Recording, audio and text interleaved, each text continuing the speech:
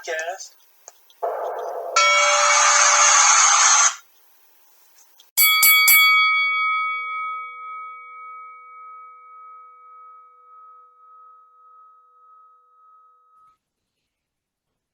All right.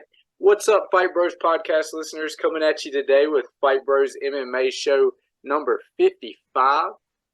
We're continuing our series with Titans of the Cage ahead of their Titans of the Cage 34 Saturday, October 1st at the Wytheville Meeting Center at 4 p.m.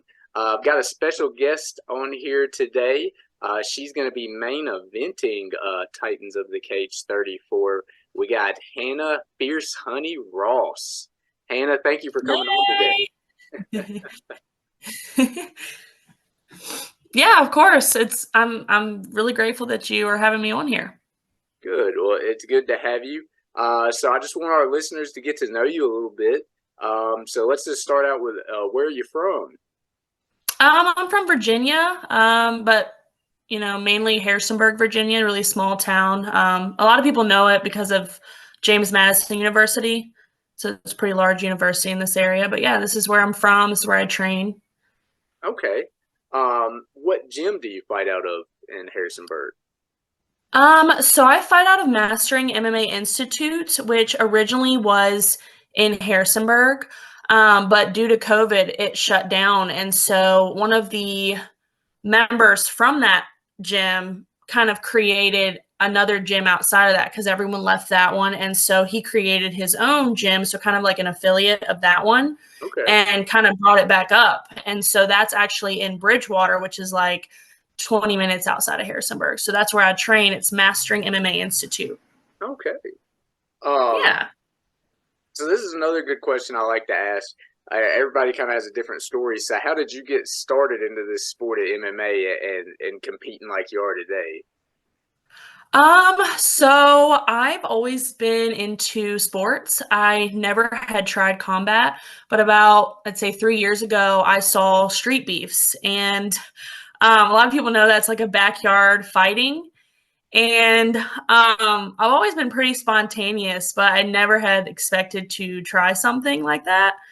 I saw a friend that I knew through high school, and he was actually the one recording the Streetbeefs videos. And I was like, hey, like, what's all this about? Like, I'm kind of into, UFC. I've watched fighting since I was younger, and so I kind of want to see if it's something I like. And so I messaged Chris Wilmore, which is the creator of Streetbeefs, and I asked him if I could fight, underneath the organization. And so I went out a random event one weekend, and they had an opponent for me. And so I just stepped in there and basically cowboyed her, got on top, and basically did what I kind of knew about fighting. I had no training at that point. But yeah, that's how I got into it. I just got in a fight to see how it would go if I liked it, and I fell in love with it. Wow, that's amazing. I did not know that. Yeah, I've seen little clips of Streetbeefs on TikTok and some of their YouTube videos. That's amazing that's how you got started. And you said 3 years ago?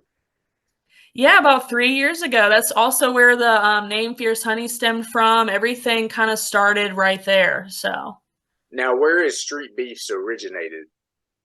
It's originated in Harrisonburg. So actually, Chris Wilmore started it in his backyard.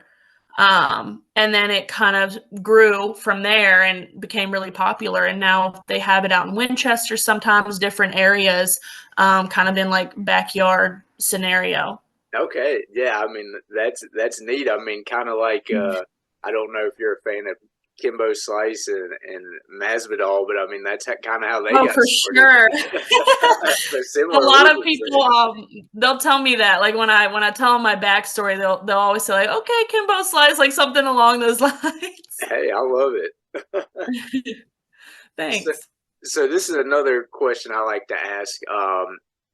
So a lot of our listeners, that watch UFC and all this, those people get to dedicate 100% of their time to just fighting. And on this amateur level, people have jobs. They work their 9 to 5 or whatever hours they may have, and then fit that training, fit that weight cut in. Now, could you tell us a little bit about how you handled that with fighting at the amateur level right now?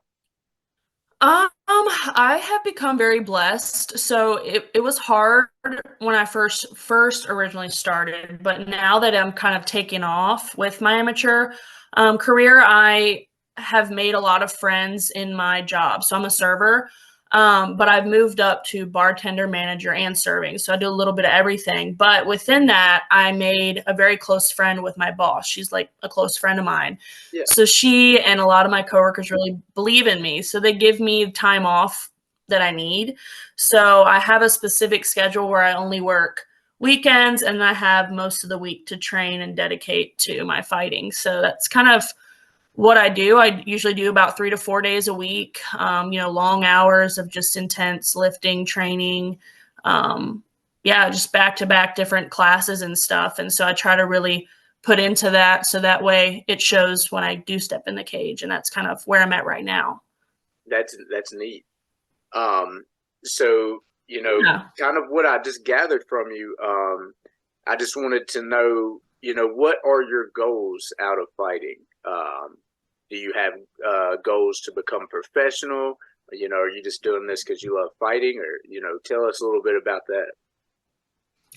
So originally it started because I loved the fighting. Once I started, I was like, I fell in love with it, and I was like, if I go somewhere, I go somewhere. And now that I've gotten better and I kind of feel like this may be what I'm meant to like do in life, I think I want to go pro eventually once I feel like it's the right time, and then hopefully go into LFA, UFC, whatever kind of offers I'll get. UFC is the main goal just because that's something I'm really into. I may like try out for the Ultimate Fighter one day for the women's divisions.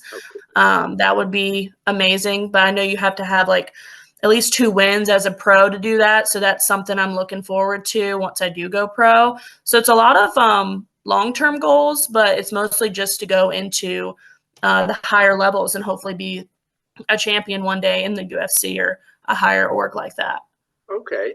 Yeah. Now you kind of mentioned a little bit about a timeline, having 2 professional wins as a professional.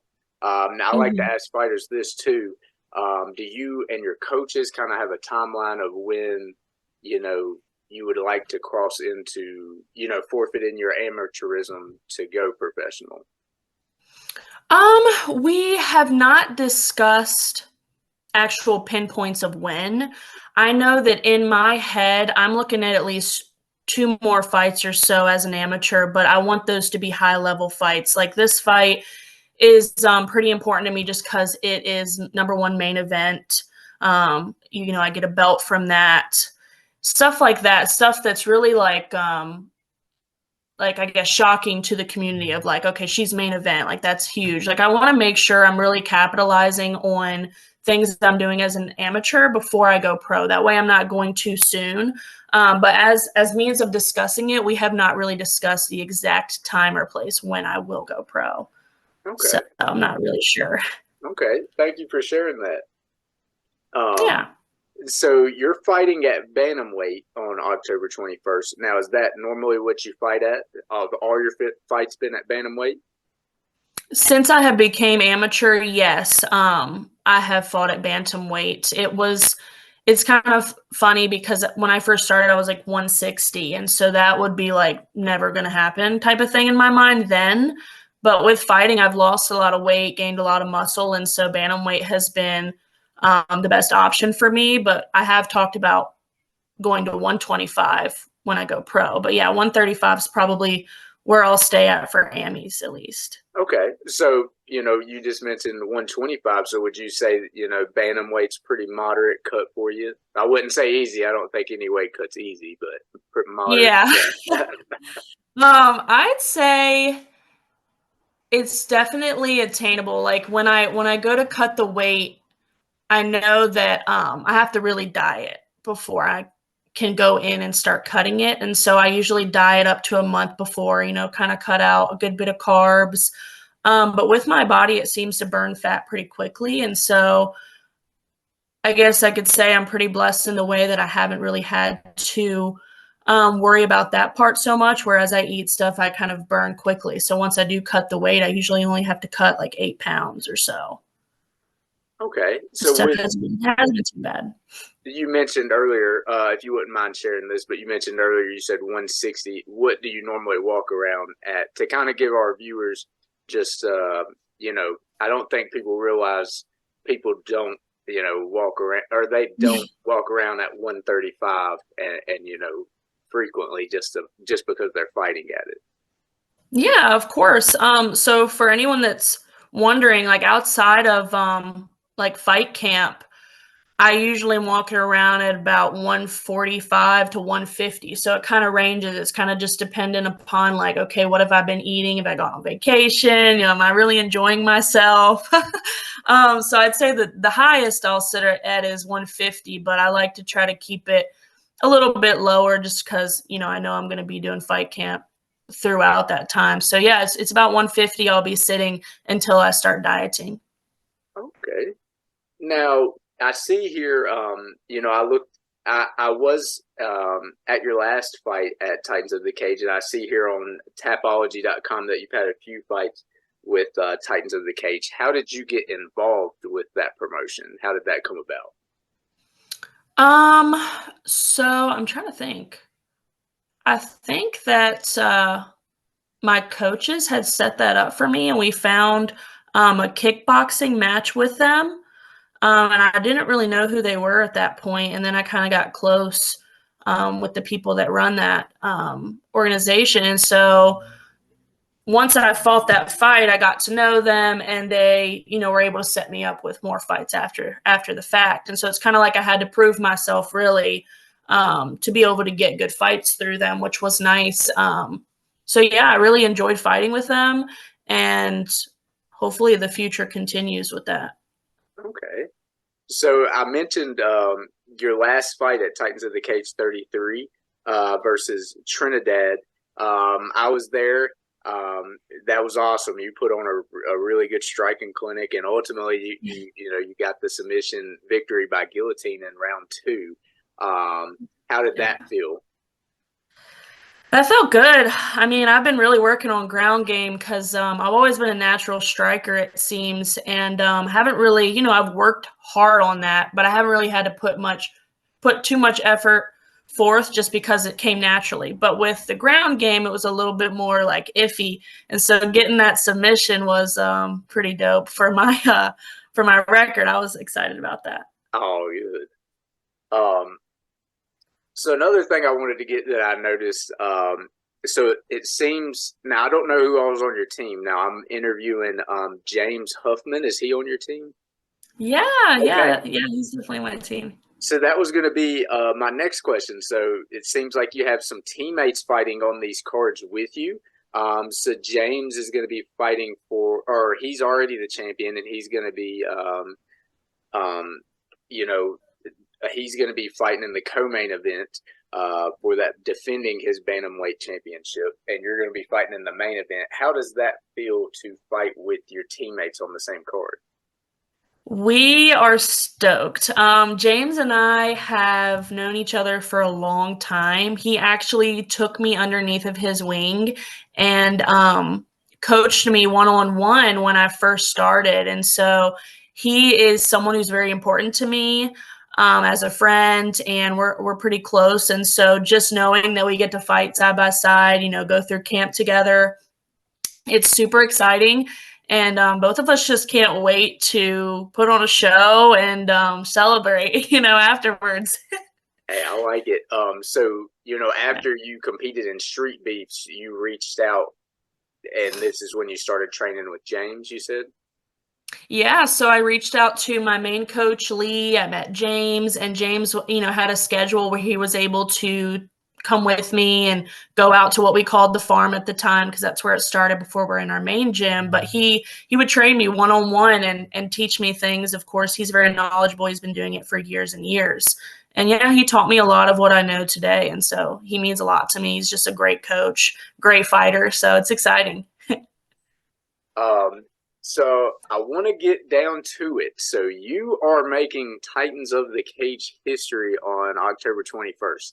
This is going to be the first time that women have main evented at Titans of the Cage. How does that feel to know that, you know, you're involved with Titans in the Cage, you know, as they're having you ladies main event?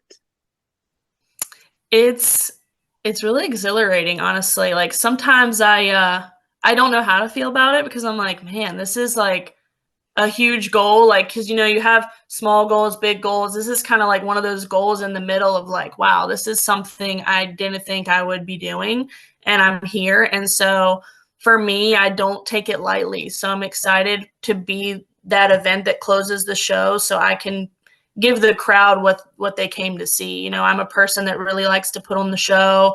I go in and train hard. And so I hope that I'm able to give the crowd what they want and do what I'm supposed to do in the cage. So I'm definitely excited and honored to have that. Good. I mean, that has to be a good feeling, you know. Yeah. You know, little girls in the crowd get to look up to you, and they're seeing, you know, this change happen where, you know, you're main eventing for the first time.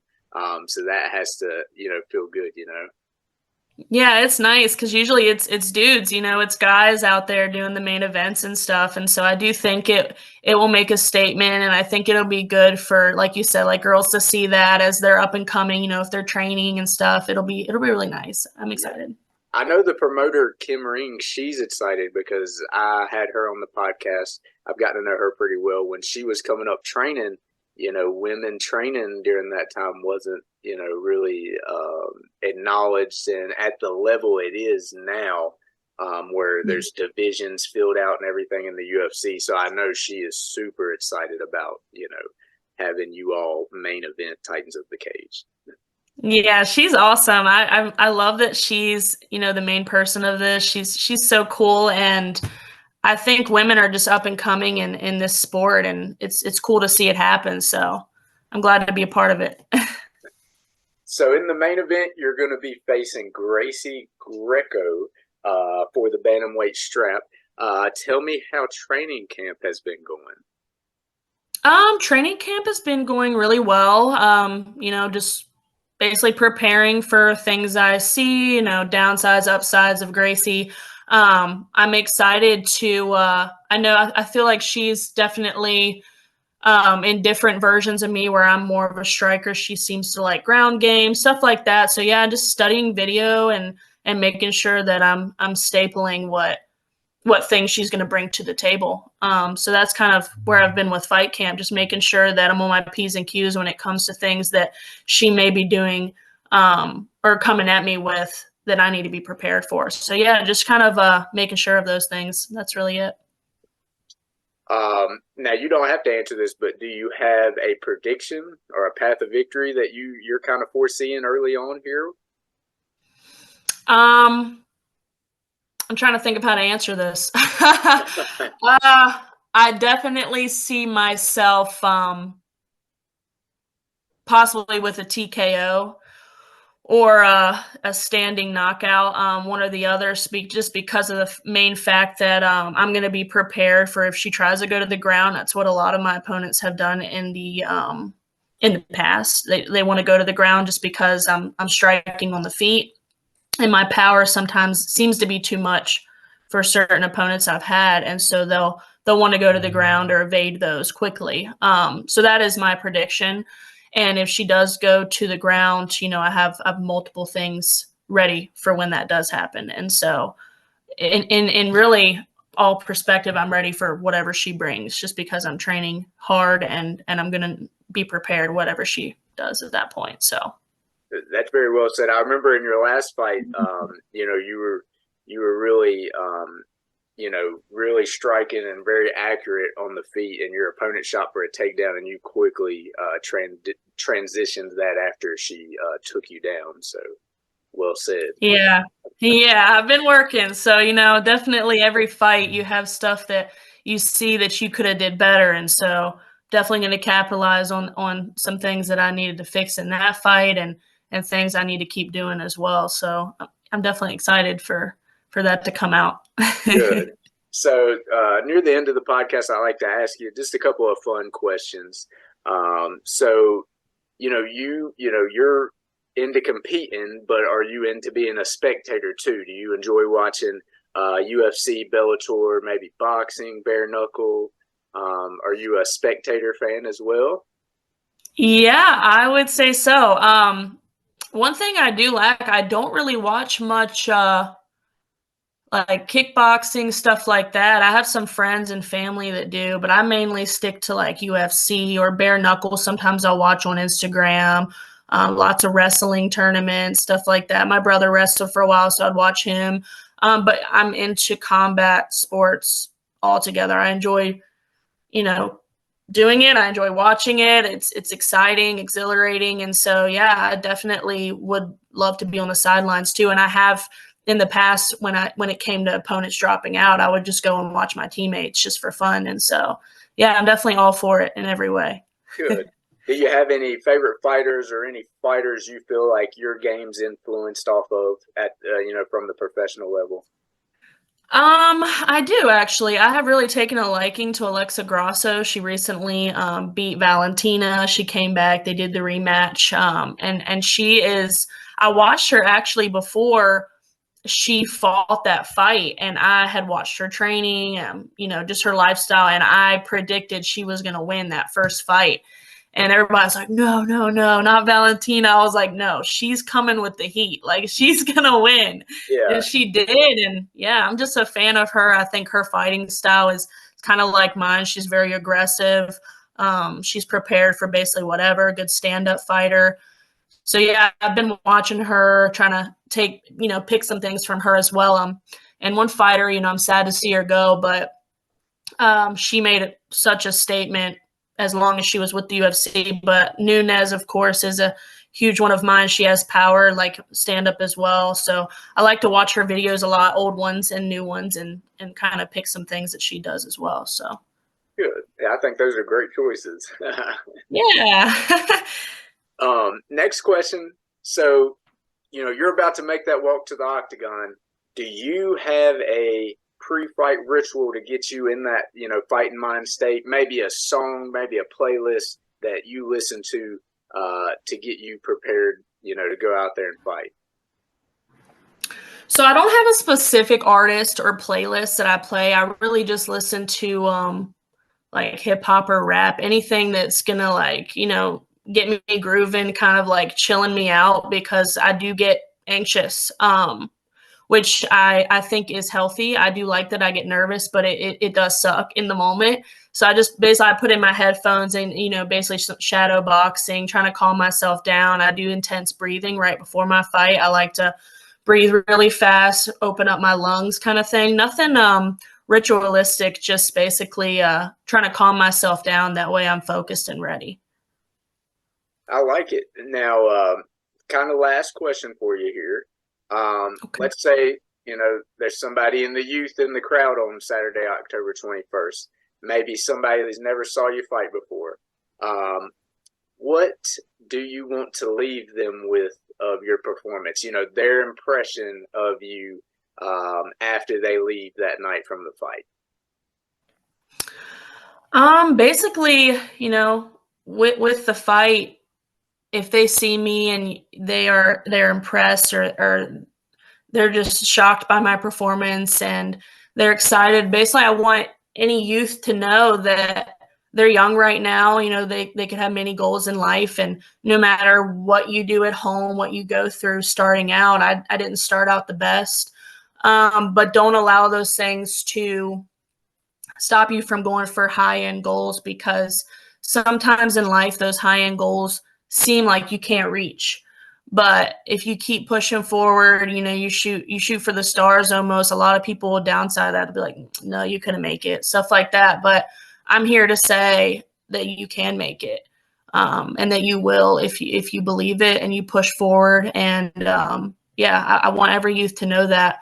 And my brother's really young, and so I'm trying to push him for greatness as well, because I know that you can do it if you really give it your all. So that's definitely something I'm putting out there. Very well said. So the last portion of this, I want to give the floor to you. I want to give you the opportunity to give any shout outs to your gym, teammates, sponsors. The floor is yours. I want to shout out my gym, first and foremost, Mastering MMA Institute. We started in a small farm and basically worked in like a shed with some padding and walls, and that's where we started. And now we're in like a wrestling gym, and we're only going up from here. So I want to shout out them just because they helped me become the fighter I am today. They have driven me and pushed me, and my coach, Lee Swecker. Anybody who lives in Virginia area, hit him up because he's a great coach. He'll come to every one of your fights, coach you, and teach you things that you thought you could never do. And so, yeah, my gym's definitely it. If you want to follow me on Instagram, it's FHoneyMMA. I post a lot of workout videos. I post a lot of fun music videos. And so for anyone that follows me, they'll get to see my fights and little clips and versions of things they may not have gotten to see otherwise. And so I think I also want to shout out one of my other coaches, James Huffman. He's going to fight. We mentioned him, but he's awesome, and I think he's going to do really well, and I'm excited to see him. Trying to think of anybody else I need to shout out. I think that's about it. Yeah, other than that, it's just, I'm grateful to be where I'm at today, and hopefully you all get to come watch the show. Hey, you heard it here first, listeners. Come on Saturday, October 21st at the Wytheville Meeting Center. You're going to witness history, first time Titans in the Cage history, where two women will be main eventing. So come on and get your tickets at www.titansofthecagefights.com. Hannah, thank you so much for coming on today. Appreciate you taking time out of your day to come on the podcast, and definitely wish you the best of luck for your upcoming fight. Thank you so much. I appreciate you having me, and maybe I'll see you there. Who knows? Hey, that's right. I'll end this recording and then finish out with you here. Okay. Thanks for listening to the Fight Bros podcast. If you like what you heard today, like us on Facebook and like and subscribe to us on YouTube. Thank you for all your support.